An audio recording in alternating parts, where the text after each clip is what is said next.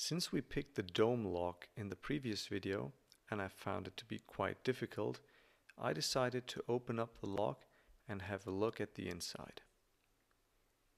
First thing, let us unscrew the back of the cylinder to get to the plug.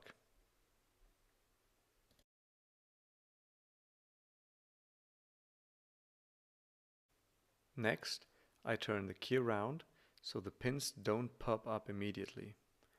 Carefully pull the plug out. The driver pins pop up now because of the springs beneath them.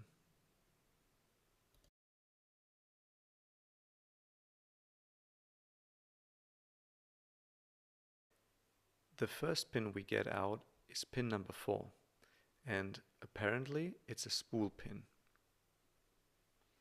Pin number 5 is a regular pin, and pin number 3 is another spool.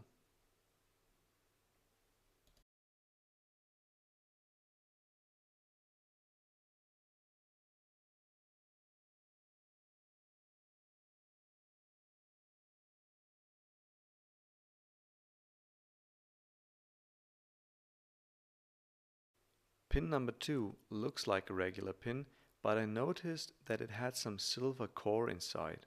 Strange. Anyway, pin number 1 is a regular pin again. Alright, let's have a look at the key pins. Pin number 4 is a mushroom. Wow. So we have a spool as a driver and a mushroom as key pin. No wonder I had some difficulties with pin number 4 in my picking attempt. Pin number 5 is regular. Pin number 3 is another mushroom. Wow. Pin number 2 looks like a regular one, but somehow it sticks to the driver pin when I put it on the paper. And lastly, pin number 1 is a regular pin again. Let's have a close-up of the pins. Yeah. Pins 3 and 4 were the ones that I had some difficulties with and where I triggered a fault set, but that is understandable with 2 security pins each.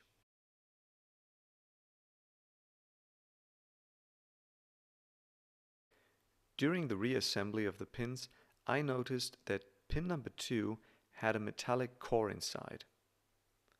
There you can see it. So indeed, these pins have little magnets inside of them. That's ingenious. I remember that I had the most problems with setting pin number 2 correctly, since I had a hard time telling when I set it to the shear line.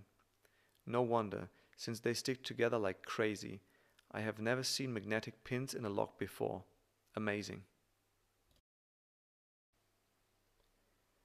In total, positions 2, 3 and 4 had security pins in the driver and key pin position. That was also the reason why this door lock was the most difficult to pick out of the 3 locks presented in this class. But again, this was to be expected since this is a commercially available door lock.